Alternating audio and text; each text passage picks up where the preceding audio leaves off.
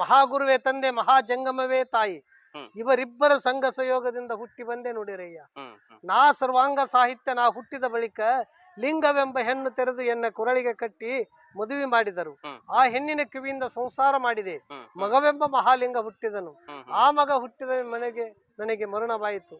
ಲಿಂಗವೆಂಬ ಹೆಂಡತಿಯು ಮುಂಡೆಯಾದಳು. ಹ್ಮ್. ತಂದೆ ತಾಯಿಗಳಿಬ್ಬರು ನನ್ನಿಂದ ಅಗಲಿ ಹೋದರು. ಹ್ಮ್. ಕಾಣ ಶುದ್ಧ ಸಿದ್ಧ ಪ್ರಸಿದ್ಧ ಪ್ರಸನ್ನ ಪ್ರಭುವೇ, ಶಾಂತ ಮಲ್ಲಿಕಾರ್ಜುನ ದೇವಯ್ಯ, ನಿಮ್ಮ ಶರಣು ಕಂಗಳ ನಂಬಿ ನನ್ನ ಕರ್ಮ ನಿರ್ಮಲವಾಯಿತು. ನಿಮ್ಮ ಧರ್ಮ ನಿಮ್ಮ ಧರ್ಮ ನಿಮ್ಮ ಧರ್ಮ ಅಂತೇಳಿ ಅವರು ವಚನ ಹೇಳ್ತಾರ. ಸ್ನೇಹಿತರೆ, ಕಮುತಿಗೆಯ ಹೊಳೆ ಹುಚ್ಚೇಶ್ವರ ಮಠ ಏನಿದೆ, ಆ ಮಠದ ಮೂಲ ಮಠವಾಗಿರುವಂತಹ ಕೋಟಿಕಲ್ ಮಠದಲ್ಲಿ ಇವತ್ತು ನಾವಿದ್ದೇವೆ. ಮಠದ ವಂಶಸ್ಥರು ನಮ್ಮ ಜೊತೆ ಇದ್ದಾರೆ, ಅವ್ರನ್ನ ಮಾತನಾಡಿಸೋಣ. ಈ ಮಠದ ಇತಿಹಾಸವನ್ನು ಒಂದು ಸ್ವಲ್ಪ ತಿಳಿದುಕೊಳ್ಳೋಣ. ಮರುಳ ಶಂಕರ ದೇವರು ಯಾವ ರೀತಿ ಇರ್ತಾ ಇದ್ರು ಮತ್ತು ಅವರು ಅಸ್ತಿತ್ವ ಹೇಗಿತ್ತು ಅಂತಕ್ಕಂಥದ್ದು ಸ್ವತಃ ಅವರ ವಂಶಸ್ಥರೇ ನಮ್ಮ ಜೊತೆ ಇದ್ದಾರೆ. ಅಂದರೆ ಈಗ ಸದ್ಯಕ್ಕೆ ಏನು ಸ್ವಾಮೀಜಿಗಳಿದ್ದಾರೆ, ಹೊಳೆ ಹುಚ್ಚೇಶ್ವರ ಮಹಾಸ್ವಾಮಿಗಳು, ಅವ್ರ ವಂಶಸ್ಥರು ಇವರು. ಅವ್ರನ್ನ ಮಾತನಾಡೋಣ. ಸರ್ ನಮಸ್ಕಾರ. 12ನೇ ಶತಮಾನದಲ್ಲಿ ಬಸವ ಕಲ್ಯಾಣದಲ್ಲಿ ಮಹಾಶರಣರಲ್ಲಿ ಇವರು ಒಬ್ರು ಮಹಾಶರಣರು. ಇವರು ಅಫ್ಘಾನಿಸ್ತಾನ ಬಂದಾರ ಅಂತೇಳಿ ಒಂದು ಇದು. ಇವ್ರ ಹೆಸರು ಮರುಳ ಶಂಕರ ದೇವರಂತ. ಕಲ್ಯಾಣದಾಗ ಕಲ್ಯಾಣ ಬಸವಣ್ಣನ ಇದನ್ನ ನೋಡಕ್ಕಂತ ಬಂದವರು. ಆದ್ರೆ 1,96,000 ಜೀವರಾಶಿಗಳಿಗೆ ಜಂಗಮರಿಗೆ ಪ್ರಸಾದ ಕೊಡ್ತಿದ್ರು. ಇವರು ಎಲ್ಲರೂ ಜಂಗಮರು ಉಂಡ ಬಿಟ್ಟ ಪ್ರಸಾದವನ್ನು ಸ್ವೀಕರಣ ಮಾಡ್ಕೊಂತ 12 ವರ್ಷ ಅಲ್ಲಿ ಇವ್ರು ಕಳೆದ್ರಂತ. ಅದೇ ಇಲ್ಲೇ ಕಲ್ಯಾಣದಲ್ಲಿ. ಅವಾಗ 12 ವರ್ಷ ಆದ ನಂತರ ಅಲ್ಲಮ ಪ್ರಭುದೇವರು ಅನುಭವ ಮಂಟಪಕ್ಕೆ ಬರ್ತಾರ. ಅನುಭವ ಮಂಟಪಕ್ಕೆ ಬಂದು ಅವಾಗ ಏನಪ್ಪಾ ಬಸವಣ್ಣ, ನೀನು ಮಹಾಶರಣ ಒಬ್ಬ ಅದನ್ನಲ್ಲಿ ಅದನ್ನ ಬಿಟ್ಟಿಯಲ್ಲ, ಏನು ಗೊತ್ತಿಲ್ಲ. ಇಲ್ಲ ಅಂತ್ಯಂತ ಶರಣಲ್ಲ, ಮಹಾಶರಣ ಅದನವ, ಮಹಾಶರಣ. ಅವನ ಹೆಸರು ಮರುಳ ಶಂಕರ ಅಂತೇಳಿ.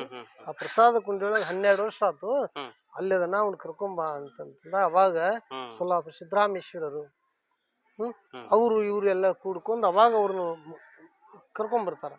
ಕರ್ಕೊಂಬಂದ ಅವಾಗ ನೀ ಅಂತಿಂತ ಶರಣಲ್ಪ, ಮಹಾಶರಣದ ನೀನು ಅಂತಂದ. ಅವಾಗ ಬಂದು ಪ್ರಭುದೇವ್ರು ನೋಡಿ ಅವ್ರ ವಚನದಿಂದ ಹೇಳ್ತಾರ, ಮಹಾಗುರುವೇ ತಂದೆ, ನೀ ಯಾರಪ್ಪ ಅಂತ ಕೇಳ್ತಾರ. ಅವ್ರಿಗೆ ಹೇಳಿದ ತಕ್ಷಣ ಅವಾಗ ಇಕ್ಕಟ್ಟು ಮಹಾಶರಣಪ್ಪ ಇವ ಅಂತಿಂತವಲ್ಲ ಅಂತಂದು ಕಲ್ಯಾಣ ಕ್ರಾಂತಿ ಆದ ತಕ್ಷಣ ಒಬ್ಬೊಬ್ರು ಶರಣರೆಲ್ಲರೂ ಛಿದ್ರಕ್ರ. ಅವಾಗ ಹೇಳ್ತಾರ ಅಲ್ಲಮ ಪ್ರಭುದೇವ್ರ ಅವ್ರಿಗೆ, ನೋಡಪ್ಪ ನೀನು ಈಗ ಹೋಗಾವಲ್ಲ, ನೀನು 500 ವರ್ಷ ಈ ಜಗದಲ್ಲಿ ಬಾಳಿ ನೀ ಎಲ್ಲಾ ಪ್ರಸಿದ್ಧ ಎಲ್ಲರನ್ನು ಮಾಡ್ಕೊಂತ ಎಲ್ಲರನ್ನು ಉದ್ಧಾರ ಮಾಡ್ಕೊಂತ ನೀನು ಹೋಗಪ್ಪ ಅಂತ ಅವ್ರು ಆಶೀರ್ವಾದ ಮಾಡ್ತಾರ. ಅವಾಗ ಶ್ರೀಶೈಲಕ್ಕೆ ಹೋಗ್ತಾರ. ಅವ್ರು ಶ್ರೀಶೈಲಕ್ಕೆ ಹೋಗಿ ಶ್ರೀಶೈಲ ವೇಳೆಗೆ ಎಷ್ಟೋ ವರ್ಷ ತಪಸ್ಸು ಮಾಡ್ತಾರೆ. ಮಾಡಿ ಮುಂದೆ ಹಂಪಿ ಸಾಮ್ರಾಜ್ಯ, ಹಂಪಿ ಸಾಮ್ರಾಜ್ಯದ ಒಡೆಯದೊಳಗೆ ಅಲ್ಲಿ ಆನೆಗುಂದಿ ಅಂತ ಬರುತ್ತೆ. ಆನೆಗುಂದಿ ಅಡವಿಯಲ್ಲಿ ಇವರು ತಪಸ್ಸೆ ಕುಂದಿರ್ತಾರೆ. ಅವಾಗ ಇವ್ರಿಗೆ ಹುತ್ತು ಬೆಳಿತೈತಂತ. ಹುತ್ತು ಬೆಳಿತೈತಿ. ಹುತ್ತು ಬೆಳೆಯ ತಕ್ಷಣ ಅವಾಗ ಇದೇನು ಅಂತಂದು ಅವಾಗ ಆನೆಗುಂದಿ ರಾಜನ ಆಕಳು ಹೋಗಿ ಆ ಹುತ್ತಿನ ಮೇಲೆ ಹಾಲು ಎರಿತಾವ. ಹಾಲು ಎರಿದ ತಕ್ಷಣ ಮನ್ಯಾಗ ಬಂದು ಹಾಲು ಕರೆಯಂಗಿಲ್ಲ. ಏನಿದು ಅಂತ ನಾವು ಗೊಲ್ಲನ್ ಕೇಳೋಣ. ಅವಾಗಿಲ್ಲ ಹಿಂಗ ಆಗ್ತೈತಿ. ಸ್ವತಃ ರಾಜ ಹೋಗಿ ಅಲ್ಲಿ ನೋಡಿದಾಗ ಹುತ್ತು ಬೆಳೆದೈತಿ. ಏನೈತಿ ಇದನ್ನ ಹೋಗಿ ಹೊಡೀರಪ್ಪ ಅಂದಾಗ ಅದನ್ನ ಅವಾಗ ಅವ್ರು ದೋಷ ಮಾಡ್ತಾರ. ದೋಷ ಮಾಡಿದಾಗ ಒಳಗೆ ಇವ್ರು ಇರ್ತಾರ. ಅವಾಗ ಅವ್ರಿಗೆ ಸಿಟ್ಟಿಗೆದ್ದು ಎದ್ದು ನೀನು ನಾವೊಬ್ಬ ಯೋಗಿಗೆ ನೀನು ತ್ರಾಸ ಮಾಡಿದಿಲ್ಲಪ್ಪ ಅಂತಂದು ಅವ್ರಿಗೆ ಬೈದು ನಂತರ ಅದನ್ನ ಊರು ಬಿಟ್ಟು ಮುಂದಾಗ ನಡ್ಕೊಂತ ಕಾಡ್ಕೊಂತ ವಿಜಯನಗರ ಸಾಮ್ರಾಜ್ಯದ ಕಾಡಿನ ಮಾಡ್ಕೊಂತ ಹೋಗೋದ್ನೊಳಗ ಅವಾಗ ವಿಜಯನಗರ ಸಾಮ್ರಾಜ್ಯದಾಗ ಒಂದು ದಂಡ ಯಾತ್ರೆ ಆಗುತ್ತೆ. ಅವಾಗ ಅದರ ನಾಯಕ ಬೆಷ್ಟಪ್ಪ ನಾಯಕ ಅಂತೇಳಿ ಅವನ ಹೆಸರು. ಅವ ನೀರ್ಲಿಗೆ ಅವ ಬೆಷ್ಟಪ್ಪ ನಾಯಕ ಅಂತ. ಅವ್ ದಂಡ ನಾಯಕ ಇರ್ತಾನ. ಅವ ಇದ್ರೊಳಗ ಅವನ ಕೈ ಹೋಗಿರ್ತೈತಿ. ಅವನ ಕೈ ಯುದ್ಧದೊಳಗೆ ಅವನ ಕೈ ಹೋಗಿರ್ತೈತಿ. ಅವ ಮತ್ ತನ್ನ ಹೆಂಡತಿ ಮಕ್ಕಳನ್ನ ಕರ್ಕೊಂಡು ತನ್ನ ಊರಿಗೆ ಬರ್ಬೇಕು, ನೀರ್ಲಿಗೆ ತನ್ನ ಊರಿಗೆ ಬರ್ಬೇಕಂತ ಊರಿಗೆ ಬರ್ತಾನ. ಊರಿಗೆ ಬಂದ ಊರಿಗೆ ಬರೋ ಟೈಮ್ನೊಳಗ ಅವಾಗ ರಾಜ 1,000 ವರ ಕೊಟ್ಟಿರ್ತಾನ. ಅವಾಗ ನೀವ್ ಹೋಗಿ ಬದುಕೋರಪ್ಪ ಅಂತ. ಯಾರಿಗೆ? ದಂಡ ನಾಯಕ 1,000 ವರ ಕೊಟ್ಟು ಕಳಿಸ್ತಾನ. ಅವ್ನ ಕೈ ಹೋಗ್ಬಿಟ್ಟಿರ್ತೈತಿ. ಅವ ಹಂಗ ತನ್ನ ಹೆಂಡತಿ ಮಕ್ಕಳು ಕರ್ಕೊಂಡ್ ಬರುವ ಹೊತ್ತಿನೊಳಗ ಆ ಕಾಡಿನೊಳಗ ಒಬ್ಬವ ಜಂಗಮ ಅವ 5-6 ಮಂದಿ ಕರ್ಕೊಂಡು, ಅವನ ಹೆಸರು ಲಿಂಗಯ್ಯ ಅಂತ, ಚೋರ್ ಲಿಂಗಯ್ಯ. ಅವ 5-6 ಮಂದಿ ಕರ್ಕೊಂಡವ. 5-6 ಮಂದಿ ಕರ್ಕೊಂಡು ಒಂದು ಗುಂಪು ಕಟ್ಕೊಂಡು ಯಾರು ಆ ದಾರಿಗೆ ಬರ್ತಾರ ದಾರಿಗೆ ಬಂದಾರ ಬಡಿದು ಅವ್ರದೆಲ್ಲ ಇದನ್ನ ಮಾಡ್ಕೊಳ್ಳೋದು. ಇದ್ದದ್ದೆಲ್ಲ ಕಸ್ಕೊಂಡು ಕಳ್ಸ್ಕೊಳ್ಳೋದು ಇಂತ ಕಾಯಕ ಮಾಡ್ಕೊಂತ ಒಂದ್ ಗುಡ್ದಾಗ ಇರ್ತಾನ. ಈ ವಾಲ್ಮೀಕಿ ಇದ್ರಲ್ಲ ಆತರ ಆ ತರ ಇರ್ಬೋದು. ಹಂಗೆ ಆ ತರ ಮಾಡ್ಕೊಂತ ಹೋಗ್ತಿರ್ತಾನ. ಹೋದ್ ಹೊತ್ತಿನೊಳಗ ಅವಾಗ ಅದೇ ದಾರಿಯೊಳಗೆ ಇವರು ಶಂಭೋ ಹರ ಹರ ಮಹಾದೇವ ಮಹಾದೇವ ಅನ್ಕೊಂತ ವಿಜಯನಗರ ಸಾಮ್ರಾಜ್ಯ ಆನೆಗುಂದಿ ತೊರೆದು ಇವ್ರು ಅದೇ ದಾರಿಯಿಂದ ಬರ್ತಾರ. ಮರುಶಂಕರ ದೇವ್ರು ಬರ್ತಾರ. ಬಂದ ಟೈಮ್ನೊಳಗ ಅವಾಗ ಇವನ್ ಕೈ ಸಿಗ್ತಾರ. ಇವನ್ ಕೈ ಸಿಕ್ಕಾಗ ಇವನು ಮತ್ತೆ ಕಳ್ಳನ ಕಳ್ಳಿ ನಿನ್ ತಾಕಿ ಏನೈತಿ ತರಿ ನನ್ ಬಿಡುತ್ತಾರಿ ನನ್ ಬೇಕು ನನಗ ನನ್ ತಾಕಿ ಏನಿಲ್ಲಪ್ಪ ಜೋಳಿಗೆ ಐತಿ ಜೋಳಿಗೆ ಅಷ್ಟು ಬಟ್ಟೆ ಐತಿ ಅಷ್ಟ ಮತ್ತೇನಿಲ್ಲ ನನ್ ತಾಕಿ ಏನೂ ಇರಂಗಿಲ್ಲ ನಾವು ಸಾಧುಗಳು ನಮ್ ತಾಕಿ ಏನಿರ್ತೈತಿ ಭಸ್ಮ ರುದ್ರಾಕ್ಷಿ ಏನೂ ಇರಂಗಿಲ್ಲ. ಅವಾಗ ಜಾತಿಲಿ ಜಂಗಮ್ ಇರ್ತಾನವ ನೋಡ್ತಾನ ನಾನು ಜಟ ಕಟ್ಟಿರ್ತಾರ ಅವ್ರು. ಆ ಜಟದೊಳಗ ಒಂದು ಏಕಮುಖಿ ರುದ್ರಾಕ್ಷ ಏಕಮುಖಿ ರುದ್ರಾಕ್ಷ ಆ ರುದ್ರಾಕ್ಷೆಯನ್ನು ನೋಡ್ತಾನೆ ನಾನು ಜಾತಿಲಿ ಜಂಗಮ್ ಇದೀನಿ ಅದು ಎಷ್ಟು ಕಿಮ್ಮತ್ ಐತೆ ಅನ್ನೋದು ಗೊತ್ತೈತಿ ಬಾಳ ಬೆಳೆ ಬಾಳದೈತಿ ಅದನ್ನ ಕೊಡೋ ಅಂದ. ಅವಾಗಿಲ್ಲಪ್ಪ ನನಗಿದನ ಅಲ್ಲಮ್ಮ ಪ್ರಭುದೇವರು ನನಗಿದನ ನನಗೆ ದೀಕ್ಷೆಯನ್ನು ಮಾಡಿ ಕೊಟ್ಟಿದ್ದಾರೆ ನನ್ನ ಪ್ರಾಣ ಹೋದ್ರು ನಾ ಇದನ್ನ ಕೊಡಲ್ಲ. ಎಷ್ಟೋ ಮಂದಿ ಪ್ರಾಣ ತಗೊಂಡಿನಿ ಹಿಂದೇನೋ ಜೋಗಿನಿ ಅಂತ ಅವಾಗ ಬಡಿಲಿಕ್ಕೆ ಹೋಗ್ತಾನೆ. ಬಡಿಲಿಕ್ಕೆ ಬಂದು ಶಂಭೋ ಹರ ಹರ ಮಹಾದೇವನ್ನ ಅವನ ಕೈ ಹಾಗೆ ನಿಂತ ಲಿಂಗೈಂದು ಲಿಂಗ ಕಡಿಯಾಕಂತ ಹೊಡಿಯಾಕಂತ ಹೋಗುತ್ತಾನೆ. ಕೈ ಹಾಗೆ ನಿಂತು ಕೈ ಸೇದಾಕತ್ತಿ ನಿನ್ನ ಭಾಳ ತಪ್ಪಾತ ನಾನು ಕ್ಷಮಿಸು ಅನ್ನ. ಅವಾಗ ಅವ್ರಿಗೆ ಜ್ಞಾನೋದಯ ಮಾಡ್ತಾರ ಅವ್ರು. ಇಲ್ಲಪ್ಪ ನೀ ಯಾರು ನನ್ನ ಹೆಸರು ಲಿಂಗಯ್ಯ ಅಂತಿ ನೀನು ಜಂಗಮ ಅಂತಿ. 64 ಕಾಯಕಗಳದಾವು. ಆ ಕಾಯಕದೊಳಗೆ ಒಂದು ಕಾಯಕ ಮಾಡಿ ಪ್ರಸಾದ ಮಾಡ್ಕೊರು. ಇದು ಅಲ್ಲ ಇದು ಚಲೋ ಅಲ್ಲ ಇದು ಮಾಡಬಾರ್ದು ಕಳು ಮಾಡಬಾರ್ದು ಅಂತಂದು ಅವಾಗ ಜ್ಞಾನೋದಯ ಮಾಡ್ಕೊಂಡು ಬರುವತ್ತಿನೊಳಗೆ ಅವಾಗ ಜ್ಞಾನೋದಯ ಅವ್ರ ಹಿಂದೆ ಬಂದ್ಬಿಡ್ತಾರೆ. ಅವ್ರ ಹಿಂದೆ ಬಂದ್ಬಿಟ್ಟು ಹಾಳು ನೋಡ್ತಾರ. ಯಾಕಪ್ಪ ನಾನಿಂದ ಬಂದೆ ನಾನೋ ಒಬ್ಬ ಸಾಧು ಸಂತ ನಾನ ಎಲ್ಲಿ ಬೆಲ್ಲಿ ಬೇಡ್ಕೊಂತಿದ್ವಿ. ಇಲ್ಲ ನನ್ನ ಪಾಪನ ಪಡಿಬೇಕಾದ್ರೆ ನಿಮ್ಮಂತ ಸೇವೆ ಮಾಡಿದ್ರೆ ನನ್ನ ಪಾಪ ಪರಿಹಾರ ಆಗತ್ತ ನಾನು ಪುಣ್ಯವಂತ ಆಗ್ತೀನಿ ಅಂತಂದು ಅವ್ರ ಹಿಂದೆ ಬಂದ್ಬಿಡ್ತಾರೆ. ಹಾಗೆ ನಡ್ಕೊಂತ ಮಲಪ್ರಭಾ ದಂಡೆ ಮಲಪ್ರಭಾ ದಂಡೆ ಬಂದು ಅಲ್ಲಿ ಹೊಳಿ ಹರಿತಿರ್ತೈತಿ. ಹೊಳಿ ಹರಿಯೋ ಟೈಮ್ನೊಳಗ ಅವಾಗ ಆ ಹೊಳಿ ನೋಡಪ್ಪ ಇಲ್ಲಿ ಪ್ರಶಾಂತ ಒಂದ್ ಸ್ವಲ್ಪ ವಾತಾವರಣ ಐತಿ, ಇಲ್ಲಿ ನೀರ್ ಐತಿ, ನಾ ಇಲ್ಲಿ ಸ್ನಾನ ಮಾಡಿ ಪೂಜೆ ಇರ್ತೀನಿ, ನೀನು ಭಿಕ್ಷಾ ಮಾಡ್ಕೊಂಬ ಹೋಗಿ ಊರಾಗ ಹೋಗ. ಅವಾಗ ಆ ಗದ್ದಿಗೆ ಅಲ್ಲಿ ಕುಂತಾರಲ್ಲ ಅಲ್ಲಿ ಬಿಟ್ಟು ಬಂದು ಊರಾಗ ಬಂದು ಭಿಕ್ಷಾ ಮಾಡ್ಕೊಂಡ್ ಬರ್ಬೇಕಂತ ಊರಾಗ ಬರ್ತಾನ. ಊರಾಗ ಬಂದು ಹುಡ್ತ ತಲಿ ತುಂಡಾಗಿರ್ತಾನ. ಎಲ್ಲಾರು ಕಟ್ಟಿಗೆ ರೈತರು ಕುಂತಿರ್ತಾರ. ಭಿಕ್ಷಾ ಜೋಳಿ ಹಾಕೊಂಡ್ ಬರ್ತಾನ. ಭಿಕ್ಷಾ ಬೇಡಕೊಟ್ಟು ಭಗವತಿ ಭಿಕ್ಷಾ ಏನು ತಲಿ ತುಂಡಾಗಿ ದುಡ್ಕೊಂಡ್ ತಿನ್ಬಾರ್ದ ಮರ ಭಿಕ್ಷಾ ಬಿಡ್ತೀನಿ ಆಚೆಗೆ ಬರಂಗಿಲ್ಲ. ಇಲ್ಲಪ್ಪ ನನಗಲ್ಲ ನಾನು ಹಿಂಗೆ ಅಂತ ತನಗ ಆದದ್ದ ಅನುಭವ ಎಲ್ಲ ಅವನು ಮುಂದೆ ಹೇಳ್ತಾನ. ಹಂಗಾರೆ ನಮ್ಮ ಊರಿಗೆ ಮಳಿ ಆಗಿಲ್ಲ, ಮಳಿ ಕೊಡ್ತಾನ ನಿಮ್ ಸ್ವಾಮಿ ಅಂತ ಕೇಳ್ತಾರ. ಕೊಟ್ರು ಕೊಡೋರು ಭಾರಿ ಇದು ಅದರ ಅವ್ರು ಹಂಗೆ ತಿಂತಾರಲ್ಲ ನಾ ಇಂಥ ವಿದ್ಯೆ ನನಗೆ ಹಿಂಗಾಗೈತಿ ಅಂತೇಳಿ ತನ್ನ ಆದದ್ದ ಅನುಭವ ಕೈನ ನನ್ನ ಮ್ಯಾಲೆ ನಿಂತಿದ್ದು ಅಂತ ನಾ ಆದೋ ಹೇಳ್ತಾನ. ಹೇಳಿದ ತಕ್ಷಣ ಹಂಗಾರ ಹೋಗಿ ನಡ್ರಿ ಅಂತಂದು ಹಿರಿಯರು ಎಲ್ಲಾರು ಕೂಡ್ಕೊಂಡು 5-6 ಮಂದಿ ಕೂಡ್ಕೊಂಡು ಹೋಗ್ತಾರ. ಹೋಗಿ ಎಲ್ಲಾರು ಹೋಗಿ ನಮಸ್ಕಾರ ಮಾಡ್ತಾರ. ಹೇಳ್ರಪ್ಪ ಅಂತ. ಇಲ್ರಿ ಬುದ್ಧಿ ನಮಗ ಊರಿಗೆ ಮಳಿ ಆಗಿಲ್ಲ, ನಾವು ಹಳ್ಳ ಹೊಳಿ ಅವಾಗ ಮಳಿ ಕೊಡ್ತೀನಿ ಅಂದ್ರೆ ಇವತ್ತು ಕೇಳಂಗಿಲ್ಲ ಅಂತ ಸಾಷ್ಟಾಗ ಆಗ್ತಾರ. ಅವಾಗ ಅವ್ರು ನೋಡಪ್ಪ ನಿಮ್ಗೊಬ್ಬರಿಗೆಲ್ಲ ಎಲ್ಲರಿಗೂ ಪ್ರಾಣಿ ಪಕ್ಷಿಗಳು ಎಲ್ಲರಿಗೂ ಕೇಳಾಕತ್ತೀರಿ, ಯಾಕೆ ಹೊಲ್ದಕ್ಕ ಹಂಗಾರ ಶಿವನಿಚ್ಛೆ ಆಗತ್ತೆ ಹೇಳ್ರಿ. ಏನಾಗೋ ಮೋಡ್ ಕವಿತವಾಗಿ ಈಗ ಮೋಡ್ ಕವಿತೆ ಮೋಡ್ ಆಗುತ್ತೆ, ಸಿಡ್ಲು ಗಿಡ್ಲು ಬಡಿತಾವ, ಮಳಿ ಬಂದ್ಬಿಡ್ತು. ಆನಂದವಾಗಿ ಎಲ್ಲಾರು ಕುಣಿಯಾಕತ್ತಿ ಬಿಡ್ತಾರ. ಮಳಿ ಆಗನ ಎಂತ ಯೋಗಿವ ಅಂತೇಳಿ ಕುಣಿಲಿಕ್ಕತ್ತ ತಕ್ಷಣ ಹಳ್ಳವಳಿ ಏಕಾವ ಅಂತ ಕೇಳಿದ್ರಲ್ಲ ಅವರು. ಹಳ್ಳವಳಿ ಏಕಾಗಿ ಮಾಪುರ್ ಬಂದ್ರು. ಮಾಪುರ್ ಬಂದ ತಕ್ಷಣ ಎಲ್ಲರೂ ಏಳು ಸ್ವಾಮಿ ಏಳು ಹುಚ್ಚ ಏಳು ಯೋಗಿ ಏನ್ ಹುಚ್ಚದು ನೋ ಮರ ಸ್ವಾಮಿ ನಮಗ್ ಮಳಿ ಮಳಿನೂ ಕೊಟ್ಟ ಕರೆ ಮಳೆಯಾಗ ಹೋಗ್ಬಿಟ್ಟು ನೋಡು ಅಂತ ಅವ್ರ ಶಿಷ್ಯನ ಕರ್ಕೊಂಡ್ಬಂದು ದಾಂಡಿನ ನಿಂದಿಸ್ತಾರ.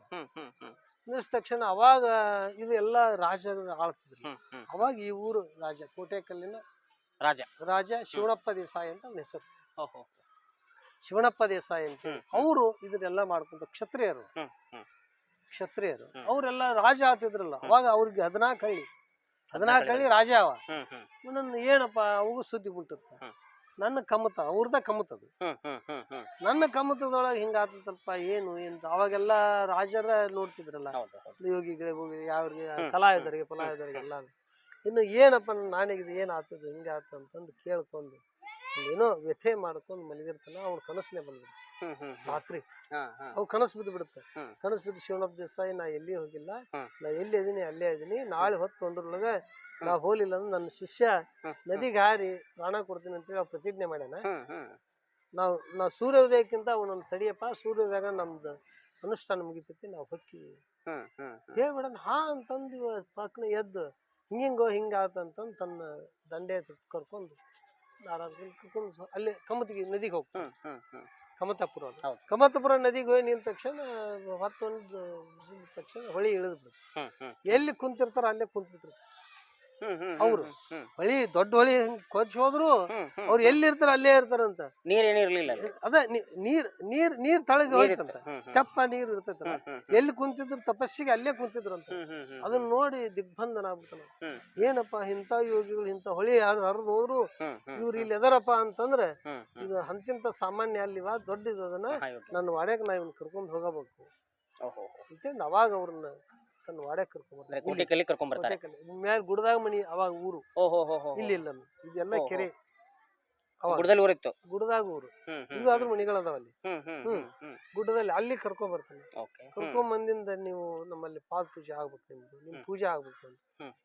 ಇಲ್ಲಪ್ಪ ನೀನು ಭವಿ ಲಿಂಗ ಇಲ್ಲ, ನಿನಗೆ ಲಿಂಗ ಇಲ್ದಲ್ಲಿ ಮನೆ ನಾವು ಪ್ರಸಾದ ಮಾಡಲ್ಲ, ನೀನು ಕ್ಷತ್ರಿಯ ಇದಿ ಮಾಡಲ್ಲ ಅಂತ ತಕ್ಷಣ ಅವಾಗ ಇಲ್ಲ ಹಂಗಾದ್ರೆ ನಾನು ಆ ಧರ್ಮ ನಾ ದೀಕ್ಷಾ ಕೊಡ್ಕೊಂತೀನಿ ಅಂತ. ಇಲ್ಲಪ್ಪ ಅದು ಮಹಾ ಕಠಿಣ ಐತಿ. ಇಲ್ಲ ಅದು ಏನೈತಿ ನಾ ಪಾಲಿಸ್ತೀನಿ ಅಂತಂದಾಗ ನೀ ಅದನ್ನ ಪಾಲಿಸ್ತೀನಿ ಅಂತ ಆಯ್ತಪ್ಪ ಹಂಗಾರಂತ ಅವ್ರು ದೀಕ್ಷಾ ಕೊಟ್ಟು ಅವ್ರ ಮನೆಯಲ್ಲಿ ಪ್ರಸಾದ ಮಾಡ್ತಾರೆ. ಪ್ರಸಾದ ಮಾಡ್ಕೊಂಡು ಇದು ಮಾಡೋ ಹೊತ್ತಿನೊಳಗೆ ಹಿಂದೆ ಶಿಷ್ಯ ಇರತ್ತಾನ, ಪ್ರಸಾದ ಮಾಡ್ತಾರೆ. ಪ್ರಸಾದ ಮಾಡಿದ ತಕ್ಷಣ ಅವಾಗ ಅವ್ರು ಸಾಷ್ಟಾಂಗ ಹಾಕ್ತಾರೆ. ಸಾಷ್ಟಾಂಗ ಹಾಕಿದ ತಕ್ಷಣ ಅವಾಗ ಇವ್ರು ಏನಂತಾರ, ಸೂರ್ಯಚಂದ್ರ ಇದರೊಳಗೆ ನೀನು ವಂಶ ಪರಂಪರ ಬೆಳಿಲಿಪ್ಪ, ನೀನು ಗುರುಲಿಂಗ ಜಂಗಮದಲ್ಲಿ ಭಕ್ತಿ ವಿಶ್ವಾಸದಿಂದ ಇರು ಅಂತ ಆಶೀರ್ವಾದ ಮಾಡ್ತಾರೆ. ಆಶೀರ್ವಾದ ಮಾಡಿ ಹೊಳ್ ಪಾದ ಹಿಡ್ಕೊಂಡ್ಬಿಡ್ತಾನೆ ರಾಜ. ಯಾಕಪ್ಪ? ಹೌದು ಗುರು, ನನಗ ನೀ ಅಯದಿ ಸೂರ್ಯಚಂದ್ರೊಳಗೂ ನನ್ನ ವಂಶಕ್ಕೆ ಗುರು ಬೇಕಲ್ಲ. ಈಗ ನೀವು ಗುರುಗಳಾದಿರಿ ಖರೆ, ಈಗ ನಿಮ್ ವಯಸ್ಸಾಗ್ಬಿಟ್ಟತಿ, ನನಗ್ ಮುಂದೆ ನನ್ನ ವಂಶಕ್ಕೆ ಗುರು ಬೇಕಲ್ಲ. ಸೂರ್ಯಚಂದ್ರೊಳಗೂ ನನಗೆ ಗುರು ಬೇಕಲ್ಲ, ನನ್ ಗುರುನ್ ಕೊಡುವುದು ನಾನು. ಇವಾಗ ಇಲ್ಲಪ್ಪ ನಾನಂತ ಸನ್ಯಾಸಿ, ನನಗೇನು ಮಾಡಕ್ ಆಗಂಗಿಲ್ಲ, ಆದ್ರೂ ಒಂದು ನಾನು ನಿನಗೊಂದು ಇದನ್ನ ಕೊಡ್ತೀನಿ. ಇವ್ ನಮ್ಮ ಶಿಷ್ಯ ಅದನಲ್ಲ, ಈ ಶಿಷ್ಯಾಗ ಮದ್ವಿ ಮಾಡಿ ಇವಾಗ 3 ಮಂದಿ ಗಂಡಸು ಮಾಡ್ಬಿಡ್ತಾರ. ಒಬ್ಬನ್ನ ಪಟ್ಟಾದಕ್ ಬಿಡು, ಇಬ್ಬರು ಪ್ರಪಂಚಕ್ಕೆ ಮಾಡು. ಅದೇ ವಂಶನ ನಿನ್ನ ಗುರುಗಳಾಗ್ತಾರ.